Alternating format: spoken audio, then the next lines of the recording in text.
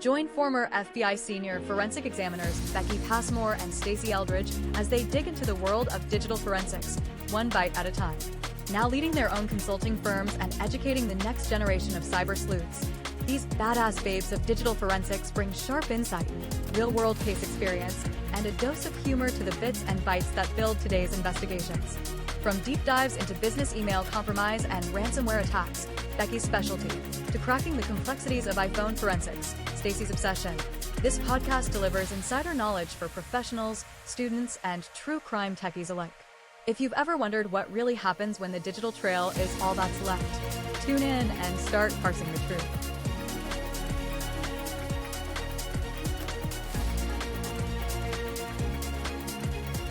Welcome back to Parsing the Truth, one bite at a time. We are the podcast that focuses on digital evidence in today's modern crimes. I am Stacey Eldridge, and with me, as always, is my co-host, Becky Passmore. And if you haven't listened before, we are a true crime-ish podcast, but we focus on facts and artifacts of the digital evidence. So, Becky, what are we going to focus on today? Today's conversation is all about the intersection of digital forensics and the legal standard established by Daubert. We will discuss testing, validation, peer review, AI, black box software, and why simply clicking export report is not the same as producing scientifically reliable evidence. Joining us is someone very special to us, Jessica Hyde, owner of Hextoria and a pioneer who has spent years thinking about these exact issues and has had firsthand experience defending forensic methodologies under legal scrutiny. Let's get started. Welcome, Jessica. We are so happy to have you here tonight. And before we get started into all the things we're going to talk about, why don't you introduce yourself first and tell our listeners about how you got started in digital forensics? Well, first off, thank you so much. It's so nice to be a guest on your podcast. I am an avid listener. And I love the show, except, and I'll give this disclaimer to the audience, I did not listen to the episodes where you discussed my testimony, because that would have been awkward for me. So I did listen to the other episodes, but not the ones where you discussed, which means that some of your viewers may be familiar with me from that testimony in the Karen retrial, which we are not discussing today. That is correct. However, I'm Jessica Hyde, and I am a digital forensics practitioner. As Becky so graciously mentioned, I have a digital forensics company, but you asked how I got started. And I feel like most people of our generation, the less direct path. Nowadays, I have lots of young folks who study digital forensics and come straight into the field from that. I actually was a Marine. I got out with a clearance and an engineering degree. Got a job in a reverse engineering lab, reverse engineering IEDs or improvised explosive devices. And that's how I got into forensics. I was doing forensics on bombs, but they were connected to phones, right? Phones were used as receivers and triggers, and this is pre-smartphone. And so I started my forensic analysis of mobile devices by starting on devices that were post-blast in pieces recovered from scenes. That is so cool. I think you may be the only person I know that went into digital forensics, and it's like a slightly less stressful job than what you were doing before. Well, are you saying that it was less stressful than working counterterrorism IED reverse engineering on KIAs, killed in action, or being a United States Marine? Because I would say it's more stressful than both. Either or, I mean, good for you. But I think I do love something that's really important to me is mission.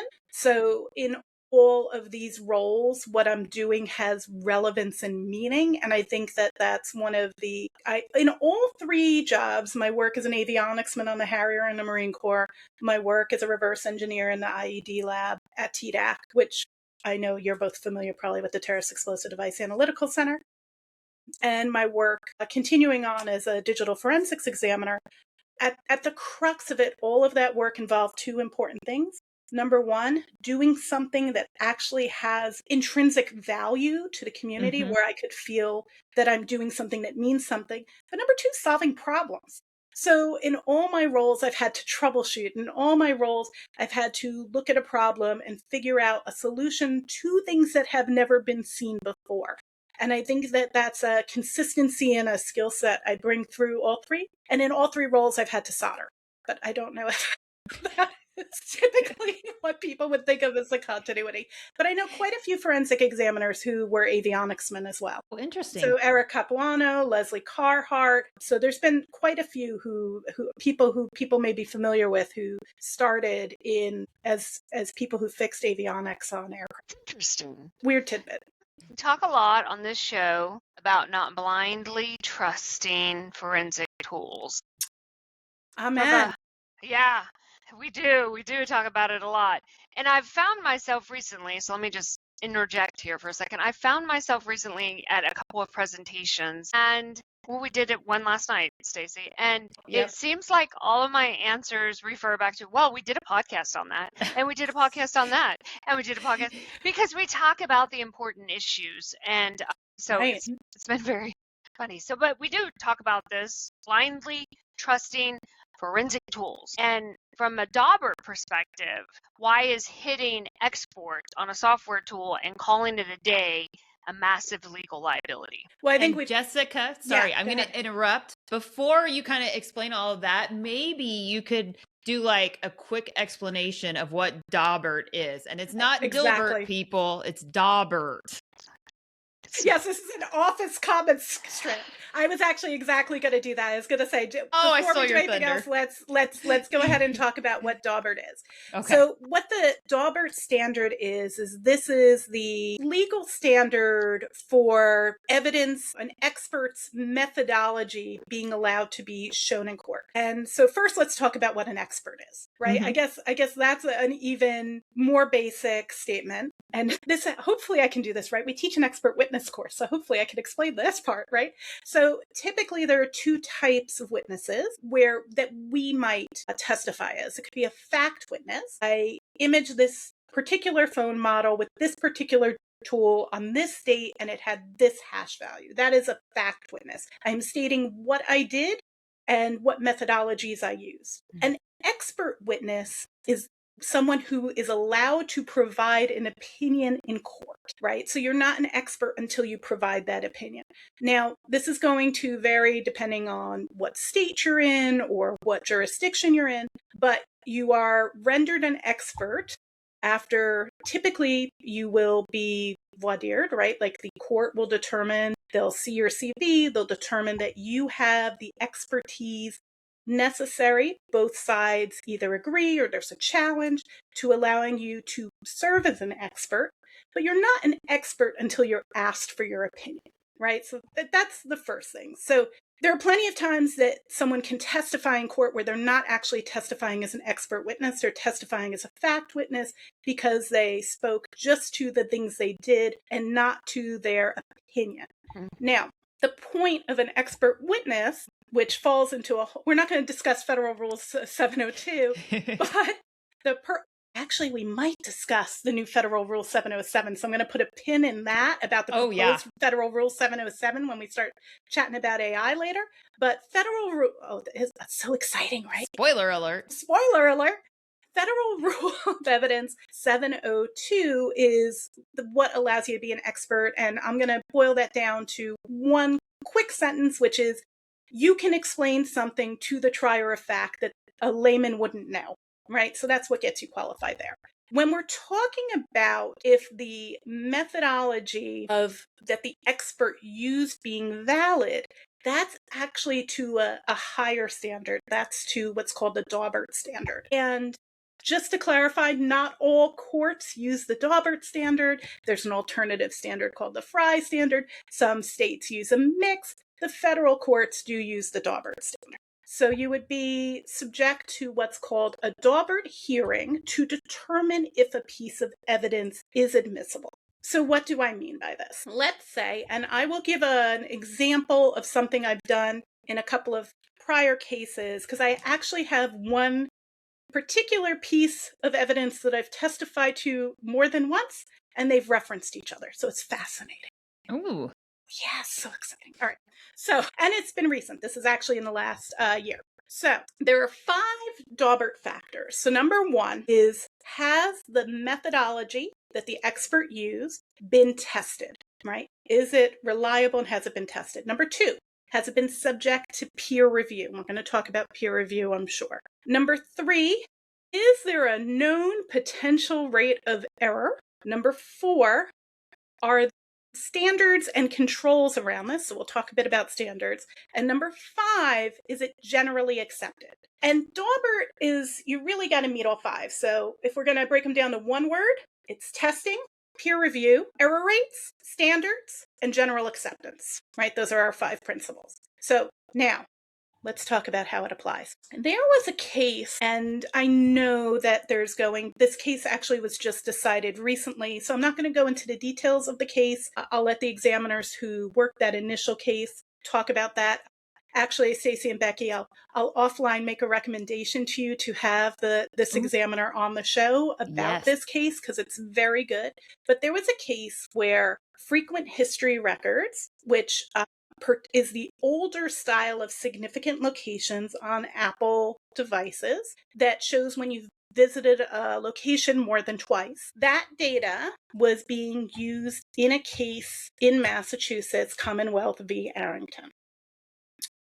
There was a Daubert hearing about that data. Myself and Dr. Owen Casey wrote. Chris Kindig, by the way, is this incredible examiner who did this initial work and did do testing and looked at error rates and peer review, etc. Owen Casey and I both wrote an amicus in this because, to be honest, large concern that something that is critically valuable and should be acceptable, because I had previously tested frequent history records and significant locations, really should be acceptable in court.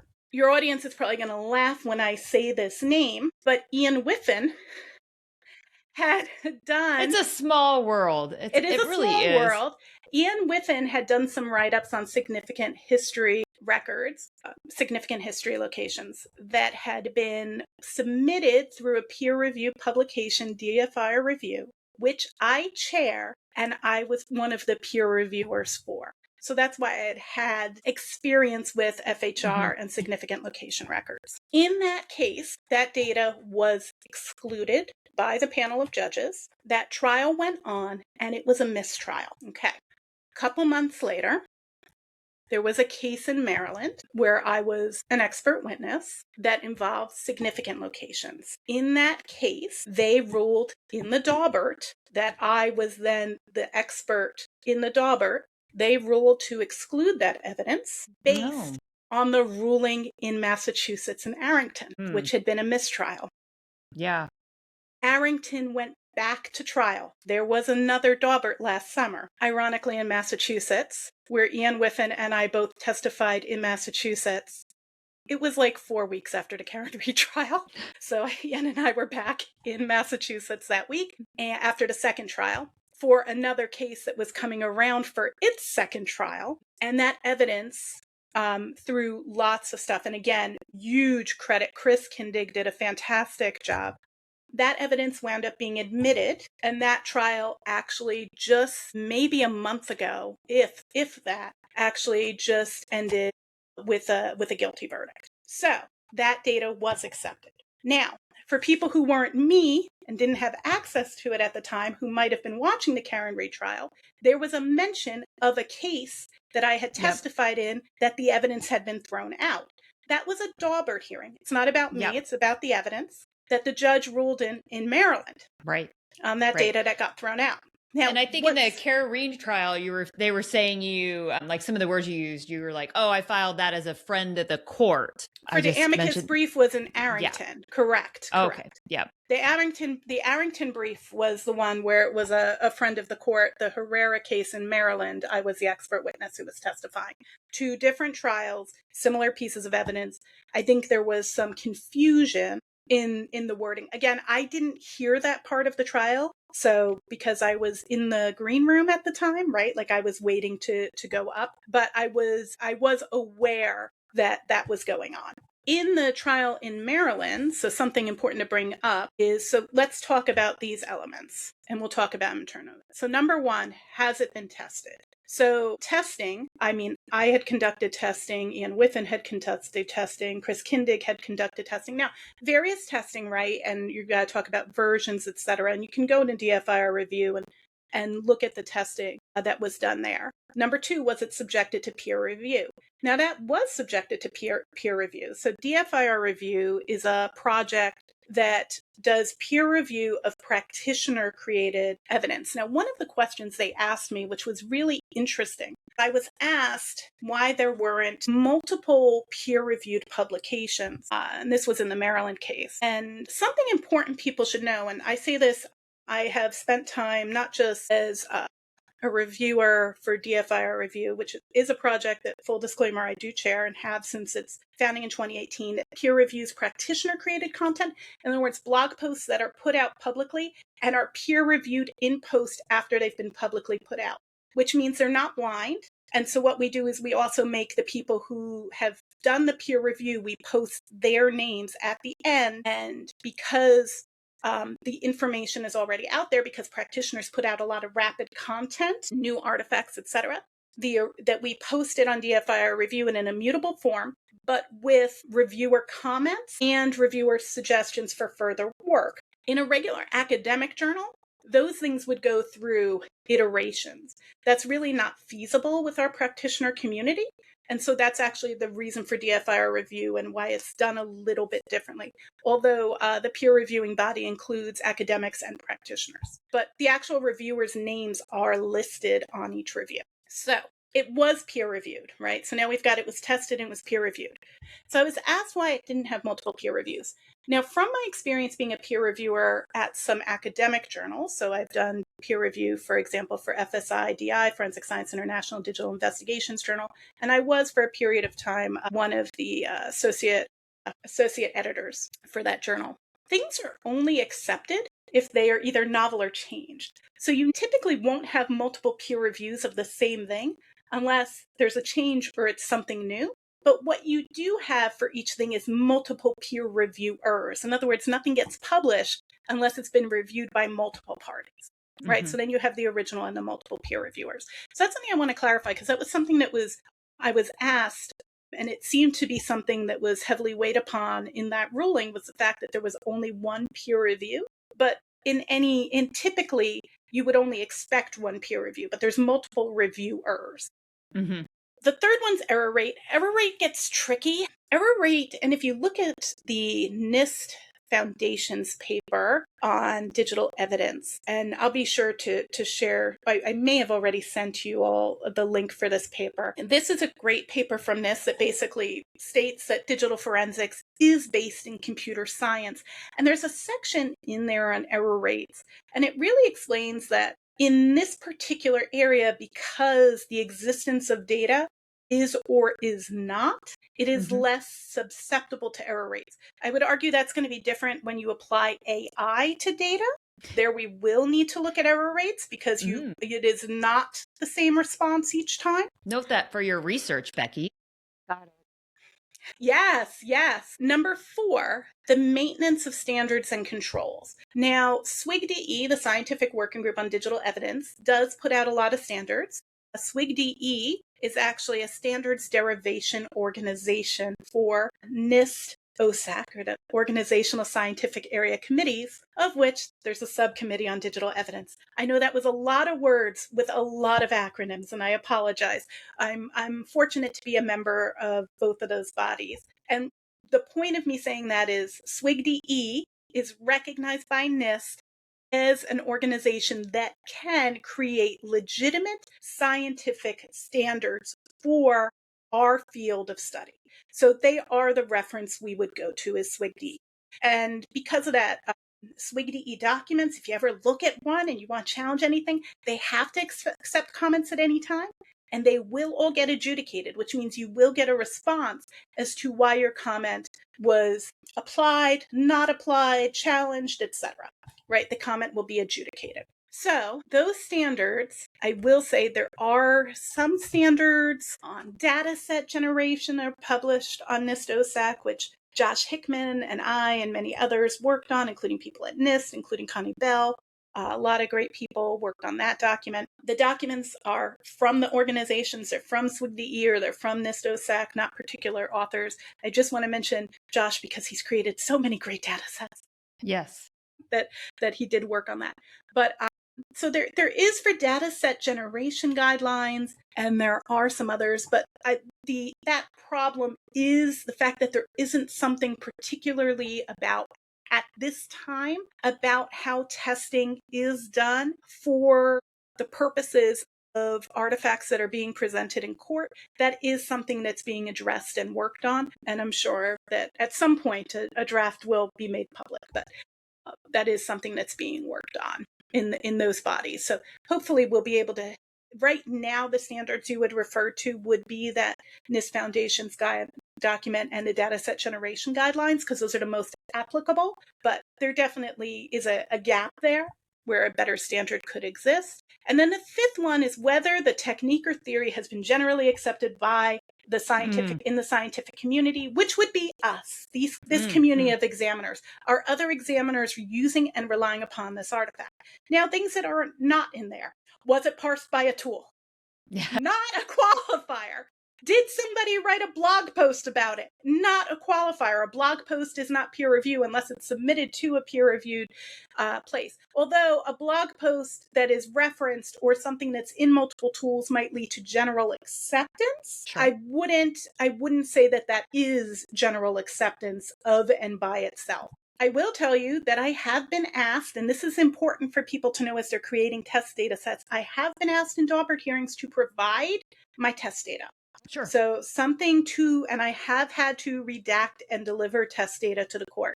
Jessica, why would you redact it? Why wouldn't you do it because if you're doing significant locations, the device actually has to be on constantly for your geolocation data in order to determine what is significant. If you're constantly Faradaying it, it actually wouldn't be a valid test in that particular instance. Yep. So it's got to go around with you a little bit.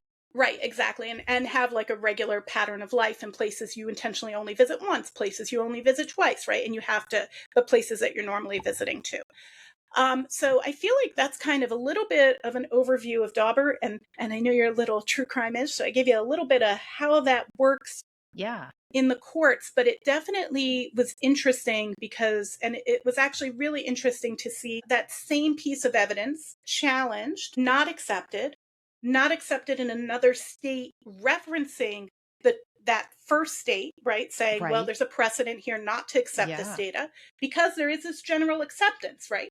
So if it's not accepted in one place, that number 5, that general acceptance, it can weigh heavy on that, but also considering peer review. And then the other instance being that then it wound up being accepted in the later trial, and then that evidence going to court. So what is so interesting about this is that I don't think most examiners are prepared for Daubert challenges on the things they're testifying to. Yeah, no, I'm not sure. Like, even with all the stuff we did in the FBI and the training we went through, when the training was really good, I think it's just kind of mentioned. You'll have a Daubert hearing. It's about your evidence. And maybe they mentioned testing. Like, I just feel it was just like glossed over. It's a thing called Daubert. Moving along, And this is the problem. We put a little free micro class on how to do mobile testing on our website. It's free. Go check it out. But it's like a little micro class just so people can have, references to how to do testing, because I think these challenges are going to increase. They're not going to go away. And by the way, those are not the only Daubert hearings I've been in, right? I've been in other and in these Daubert hearings, we are, you will be asked about testing. You will be asked about peer review. You will be asked about error rates. You will be asked about all 5 of these factors. And it's really important that you understand them, and to be fair, our evidence should be meeting this threshold, right? So that's the other part. And so I think to maybe loop it back around to Becky's question. So like, why is hitting why is hitting export on a software tool and calling it a day a massive legal liability? Right. Because you haven't tested it. and you are the expert, right? How are you sure that that's repeatable? Now, you might have a test data set that has those artifacts and you can pump it through the tool and get the same results again. But do you know that when you populate that device, that those same things will exist on the device? Because this is less about the tool's ability to run a SQL query or to run a regex expression against a particular data store. This is more about what is stored and what actions cause what data to be stored.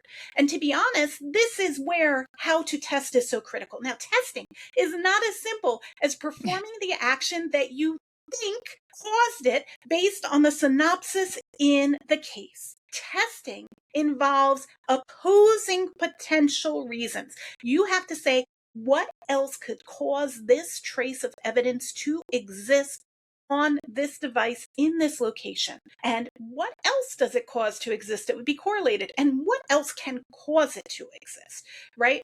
I mean, maybe something like browser state DB data. I don't know. What else could cause this data to exist other than a Google search, right? Why else would we have this timestamp? You have to ask those questions and test to see what other scenarios could cause it.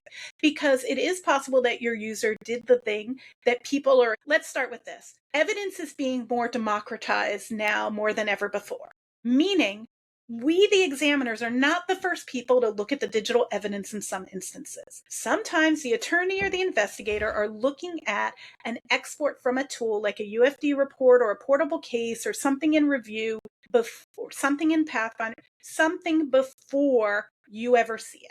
So they are drawing a conclusion on the data without understanding how the data got there. That is our job. And Daubert is what holds us accountable to do that job. Daubert has a critical role. Do you know what can't testify to Daubert? AI, Federal Rule of Evidence 707 proposed. Daubert is what says that we have to have the theory or technique to assess that this is correct, that we have to have had it peer reviewed within our community, that we have to know if there's a potential error rate, that we need to know that we did this in accordance with the standards that we use in our field, swigde.org, and that it's generally accepted by the community. If you are relying on the parsed results of an export of a tool, there are two things you are missing. Number one, you don't know what caused that artifact. Right? If you're just relying on that. Number two, you haven't tested, you haven't peer reviewed, you don't meet Daubert. And I think you just gave a wonderful answer to the next question I was going to ask, but maybe you can summarize like in a sentence. Because, I think Daubert, like you've alluded to, it's a hearing, it's a legal thing, it's for the lawyers, but in plain terms, what is the Daubert standard? Right. They don't see it. That's another great point. This is a really, really important fact. The jury doesn't see it. The only people in the room are the attorneys from both sides, you as the examiner, the opposing examiner, and the judge. Or that's it. That's it. The jury never sees this. This is to decide whether or not the jury can see this information. And so you can be brought in as an expert for the Daubert and never testify in a trial. Yeah, in fact, I think that's happened for you. That's happened for me several times. Yes, right, there's a couple of cases.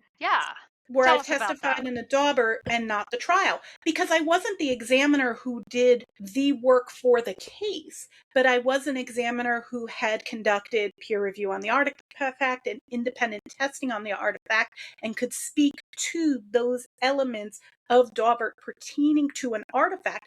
But maybe it is possible to attest to that without ever seeing the case data itself, because you're talking about the validity of that trace and what that trace means, if that makes sense.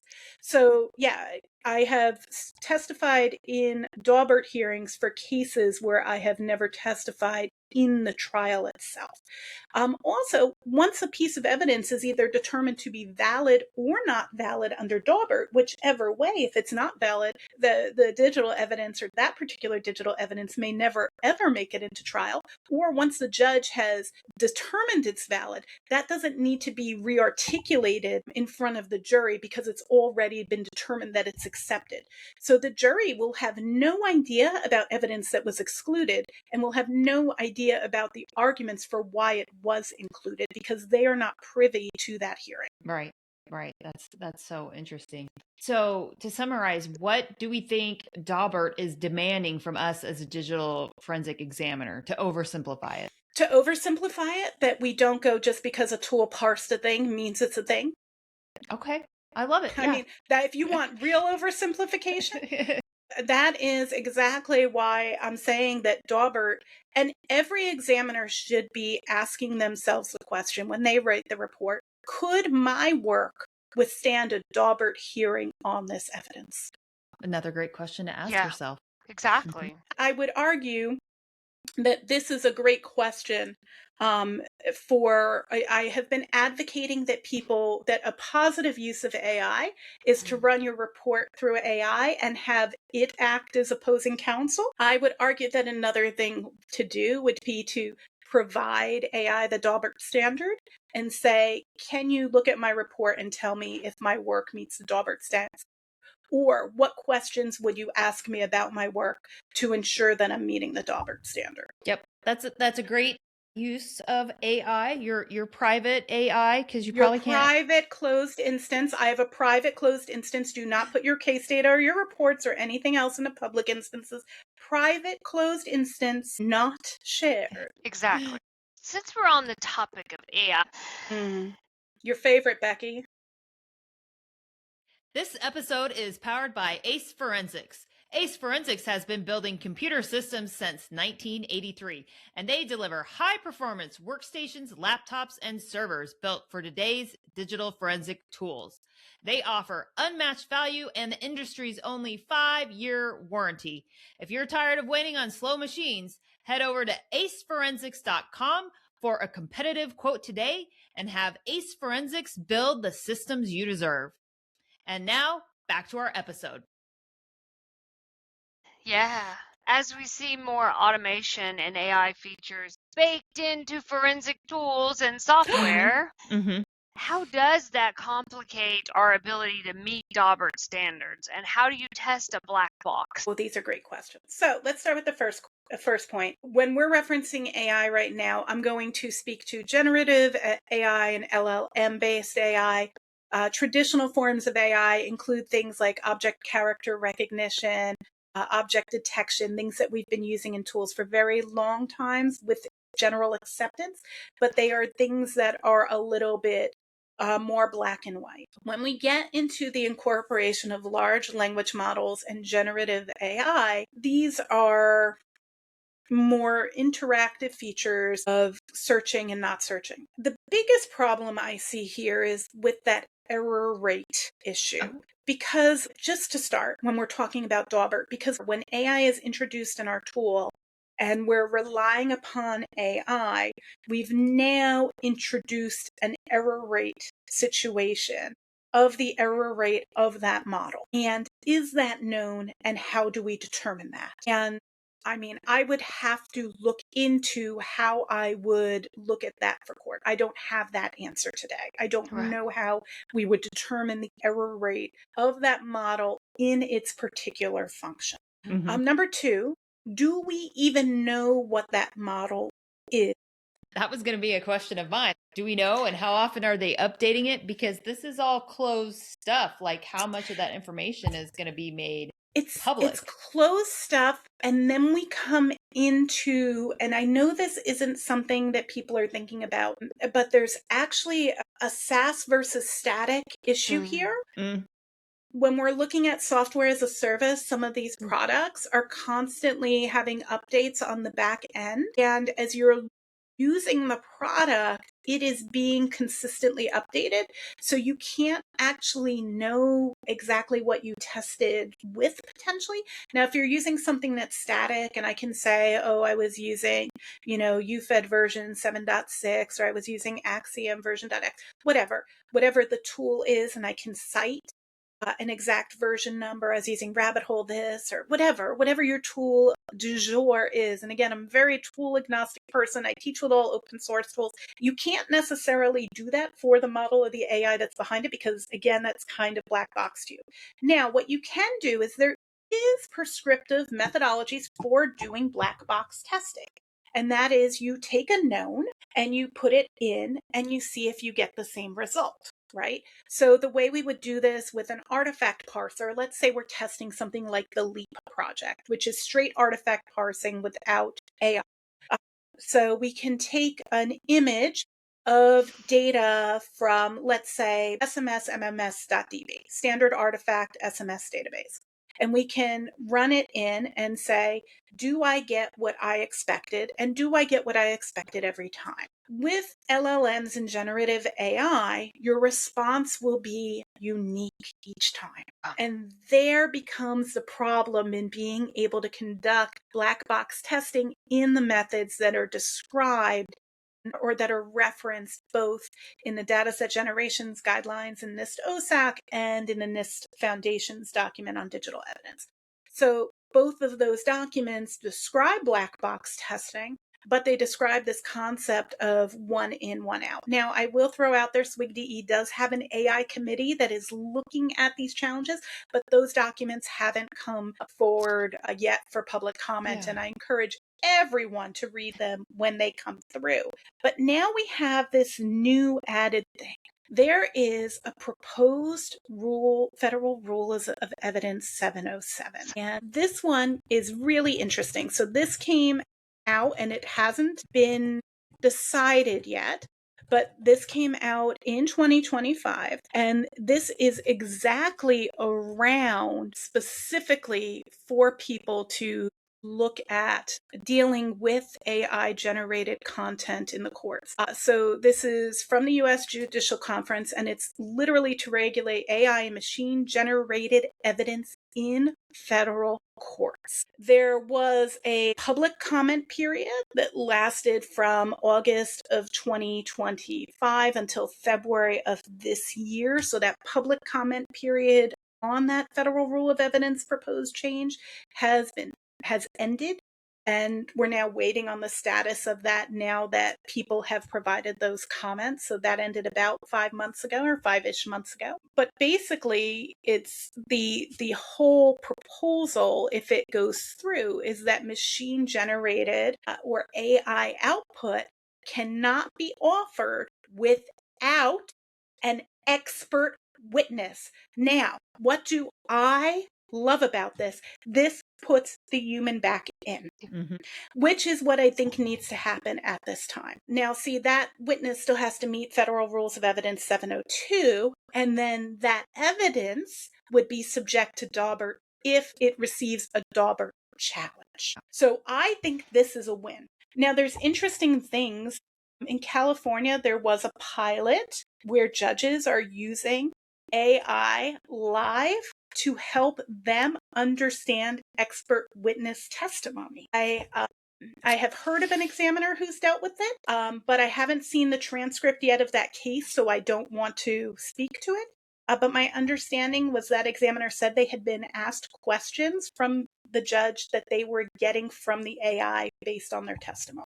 So now you're being challenged by an AI's interpretation of your testimony in which it doesn't have the expertise. I feel like if a judge has to ask AI about what you were talking about on the stand as an expert witness, you didn't do your job of explaining yourself well enough for others to understand you. I think that's a really, really fair point.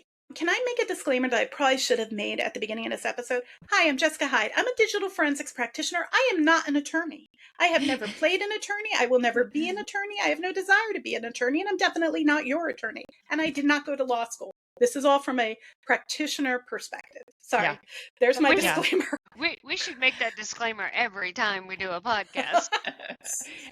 Hey, we're just a true crime-ish podcast. We're Right. not an attorney, legal, lawyer We're not here podcast to at give all. you legal advice. Right. Nothing here is legal advice. I'm not telling you how to do your cases. And that expert witness testimony class I mentioned that Hexordia teaches, A, I don't teach and I didn't author it, and B, it is co-taught with an attorney. So There you go. there is an attorney, there is an adult in the room. Love it. There is an adult in the room.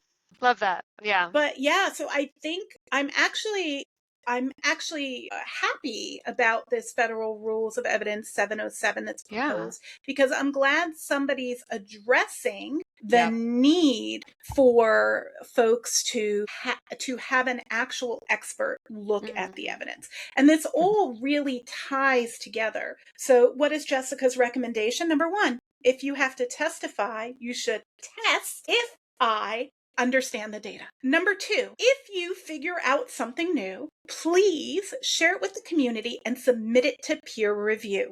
The only thing it will do is get better.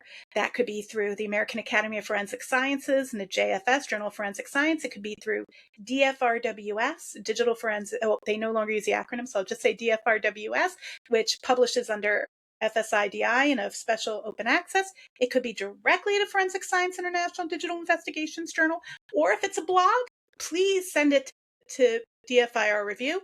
And even if you find something in a blog that you are interested in having someone else peer review, you can reach out to DFIR Review. We'll ask the author if it can go through the peer review process. We've done that quite a few times. I can't say it's the quickest process. And even better, if you want to contribute to the community and be a peer reviewer, jump on dfir.pubpub.org, which is DFIR Review's website, and go apply to be a reviewer. Yeah. Because we'd love to have you. Yeah.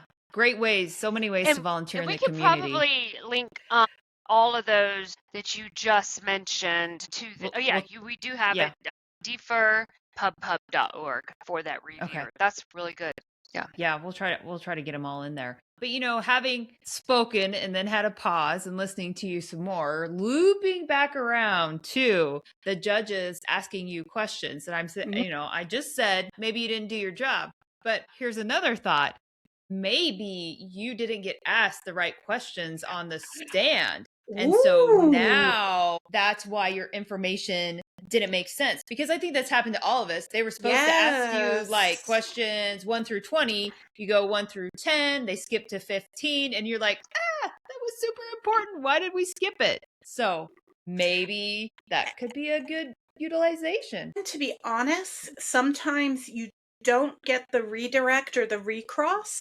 Yep. There's that should have been asked to clarify, because there was a question. It was phrased in such a way that almost cultivated a very narrow response that didn't give enough nuance. And sometimes the attorneys are unaware that there is a nuance that needs to be addressed and that a redirect or a recross would be warranted.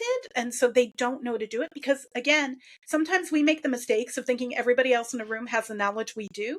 They may not have it, and it may be on us. We may not have educated them as well as we should have about the nuance of the artifacts, so that when the opposing asks the question, that they weren't aware that there was something, and we don't get to communicate with them at that point, right? So maybe it helps us, because just to your point, maybe it allows that opportunity for, at the end of the day, the goal is, the name of my podcast, Finding That Truth in Data, right? And the whole goal is to get to that truth in data. And if it helps the trier of fact get there, that they can ask that question, it's great. However, it is possible that the AI model also doesn't understand the nuance. That's right. Or that the AI model is conflating different things. I've played with a couple of different models. I've seen some conflation of understanding of different concepts. And so if I'm speaking about a level DB, and now you're asking me, which SQL query did you use? Yeah. That now, and I say I didn't use a SQL query because they're not applicable in level DBs. Now it's possible the trier of fact thinks I don't know what I'm talking about because the AI model said I should have ran a SQL query. right? Right. When you could not. So hopefully they would catch on. Like the ideal situation would be like, you said this, I didn't quite understand it, so I asked AI. It said this, but then it also said this, and so now I feel like I have three different things going on or being told to me about this one artifact. And hopefully they would come back to you as the examiner, because they're the judge, right? They can ask you some questions and be like, tell me more, but who knows how it'll shake out in reality, right? What I've noticed of user AI behavior, and I can say this for my own, is we're digital forensics examiners, right? We know if we ask it a niche digital forensics question, we can catch all the flaws, which is why 707 proposed makes a lot of sense. Yeah. But I also know that if I want to bake a cake and I am not a baker, I may ask Gemini, hey, based on these ingredients, give me a recipe to bake a cake. And I won't know that the proportion of leavening agent to flour is wrong, where a baker might have recognized it right away. We're forensics examiners. We make up analogies on the fly, right? So I like it. That's a great one. My point is in anything where we have niche knowledge, we recognize the flaws in AI. In anything where we don't, we tend to accept it. When we are being offered as an expert witness, it is because the trier of fact does not have that niche area of expertise and is relying on an expert. I think that the trier of fact may have the same natural human bias to assume that the AI is as or even more knowledgeable than the expert that has been vetted in front. Goes back to my research and what I'm digging into, right? So continuing that research as to why that expert and that person and that judgment is important. Yes. I hate to do this, but I think we've come to a good breaking point for this week's discussion.